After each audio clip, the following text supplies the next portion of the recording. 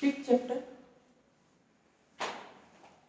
Exercise ए की है 5.1 और उसमें जो है orthogonal and unitary matrices chapter का नाम है।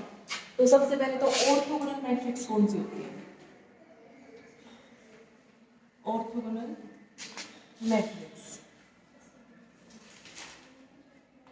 तो ये डेफिनेशन आपको पता होनी चाहिए। सबसे पहले तो बच्चों स्क्वायर मैट्रिक्स होनी चाहिए, ठीक है, over the field of real numbers, और जो किसको सेटिस्फाई कर दे। मान लिया ए एक स्क्वायर मैट्रिक्स हमारे पास over the field of real numbers such that कि A transpose is equal to A transpose A is equal to identity आ जाए। अगर ए एन क्रॉस एन की मैट्रिक्स है तो यहाँ पर अगर ये आ रहा है आपके पास, तो ए जो मैट्रिक्स आपकी वो कैसी हो जाएगी? ऑर्थोगोनल मैट्रिक्स, ठीक है।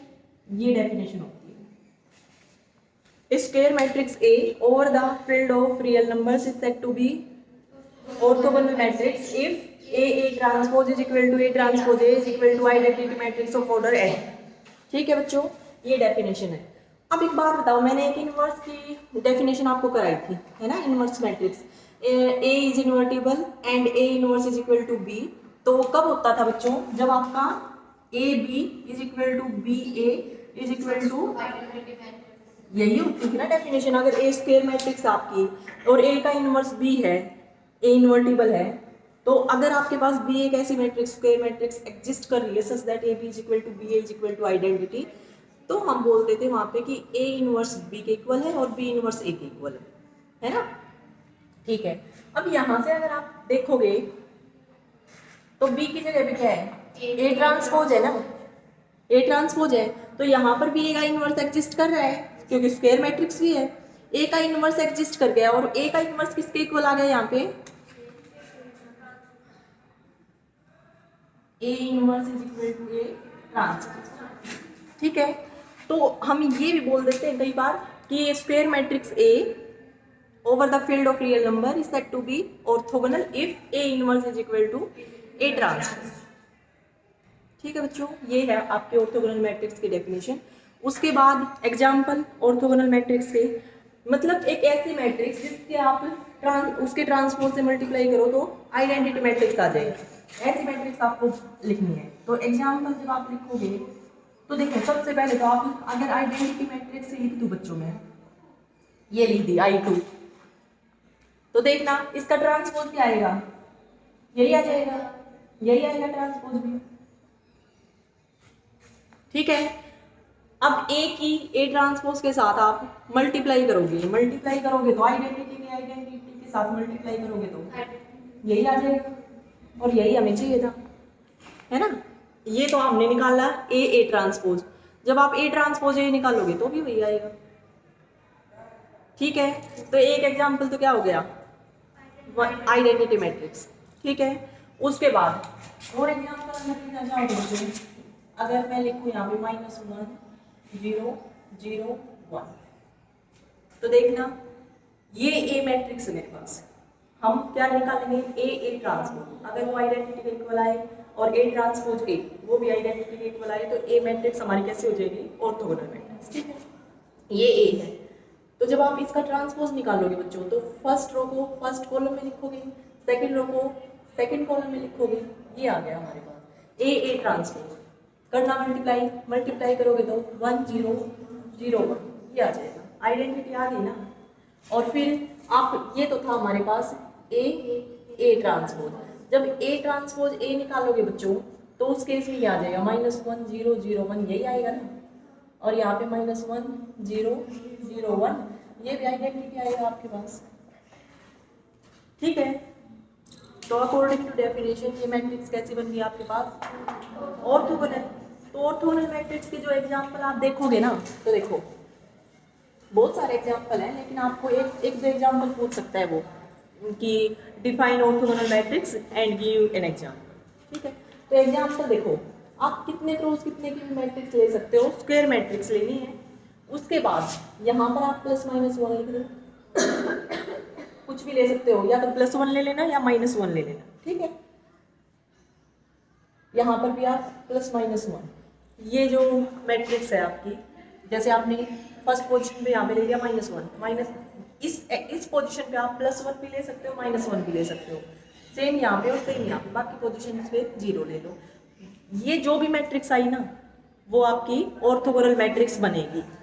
तो ये एग्जाम्पल हो गए, इनमें से कोई भी एक एग्जाम्पल लिख देना, 1 2 जितने भी लिखने हो, ठीक है। और आपकी बुक में भी गिवन है कोस थीटा वाला, वो भी आप देख सकते हो आप, ठीक है। ऑर्थोगोनल मैट्रिक्स आगे सबको समझ डेफिनेशन, ठीक है। उसके आगे करते हैं,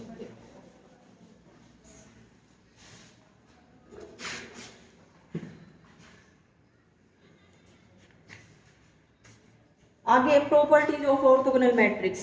प्रॉपर्टी गिवन है ऑर्थोगोनल मैट्रिक्स की।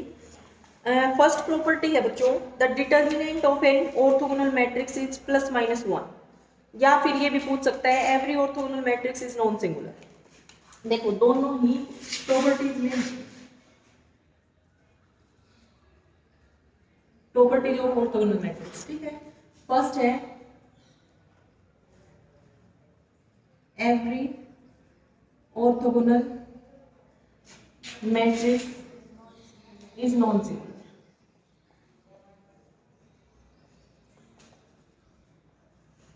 Non singular. अब देखो बच्चों, ये डेफिनेशन आ सकती है, मतलब ये आ सकती है स्टेटमेंट आपके पास, या फिर स्टेटमेंट ही आ सकती है कि जो ऑर्थोगोनल मैट्रिक्स है ना, जब आप उसका डिटर्मिनेंट निकालोगे तो वो आइदर +1 और -1, ठीक है। दो ही पॉसिबल केस है।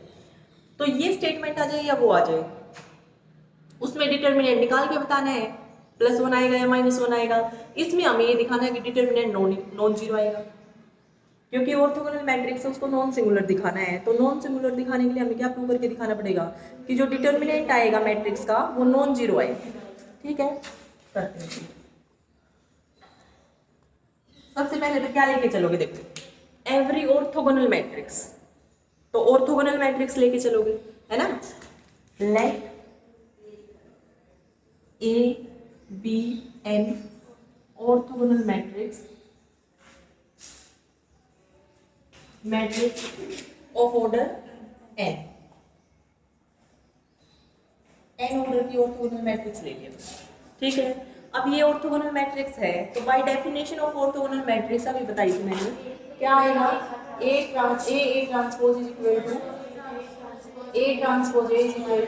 Identity matrix of order n, ठीक है। इसको मैंने इक्वेशन 1,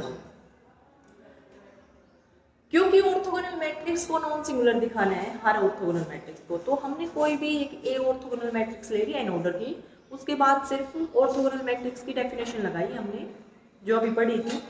अब ये देखो नॉन सिंगुलर दिखाने के लिए आपको क्या प्रूव करना पड़ेगा बच्चों, कि उसका इसका ए का डिटर्मिनेंट नॉन जीरो आ जाए, यही प्रूव करना है ना। तो ए का डिटर्मिनेंट नॉन जीरो दिखाने के लिए यहाँ से आपके पास सिर्फ एक इक्वेशन है, यहाँ से ये डिटर्मिनेंट निकल सकता है। तो यहाँ से आप देखो ए ट्रांसपोज भी आइडेंटिटी के इक्वल है और ए ट्रांसपोज ए भी आइडेंटिटी के इक्वल है, कोई भी ले लो आप। मान लो मैंने ले लिया A transpose is equal to identity.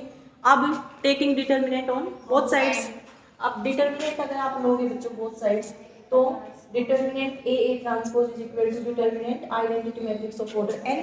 यहाँ से नेक्स्ट स्टेप पे आपके पास क्या आएगा, देखो हम पढ़ चुके हैं ना, डिटर्मिनेंट ए बी किसके इक्वल होता है, determinant A into determinant B, इसी के इक्वल होता है। तो यहाँ से क्या रिजल्ट आएगा, determinant A transpose is equal to identity matrix का डिटर्मिनेंट 1 होता है ना। तो ये आ गया 1। अब देखो ए का और ए ट्रांसपोज का दोनों का डिटर्मिनेंट भी तो सेम होता है, प्रॉपर्टी कराई थी ना मैंने, है ना। तो मैं डायरेक्ट प्रॉपर्टी का यूज कर रही हूँ। तो ए ट्रांसपोज का डिटर्मिनेंट निकालो या फिर ए का डिटर्मिनेंट निकालो, दोनों इक्वल होते हैं आपके पास। तो यहाँ से हमारे पास आएगा डिटर्मिनेंट ए, और इसकी जगह भी मैंने पुट कर दिया determinant A is equal to 1, ठीक है। यहाँ तक आ गया सबको समझ। अब इससे नेक्स्ट स्टेप में क्या आएगा बच्चों, देखो यहाँ से हमारे पास आ गया determinant A square is equal to 1। अब किसी नंबर का, किसी स्केलर का स्क्वायर 1 आ रहा है तो कब आ सकता है, या तो +1 हो या फिर -1, दो ही तो पॉसिबल है केस। तो यहाँ से determinant A is equal to या आइदर +1 और -1, ठीक है। अब डिटर्मिनेंट +1 आएगा या -1 आएगा, इसका मतलब determinant A non zero, not equal to zero, और नॉट इक्वल टू जीरो आते ही ए क्या आ गया आपके पास, ए नॉन सिंगुलर। ठीक है, और ए हम क्या लेके चले थे बच्चों, ऑर्थोगोनल मैट्रिक्स। तो हमने प्रूव कर दिया, ए तो आर्बिट्रेरी मैट्रिक्स ली थी हमने ना, तो ए ऑर्थोगोनल मैट्रिक्स लेके चले थे हमारा कोई भी मैट्रिक्स, और उसको हमने प्रूव कर दिया कि वो नॉन सिंगुलर आ गई। तो इसका मतलब आपके पास जो भी ऑर्थोगोनल मैट्रिक्स होगी वो नॉन सिंगुलर।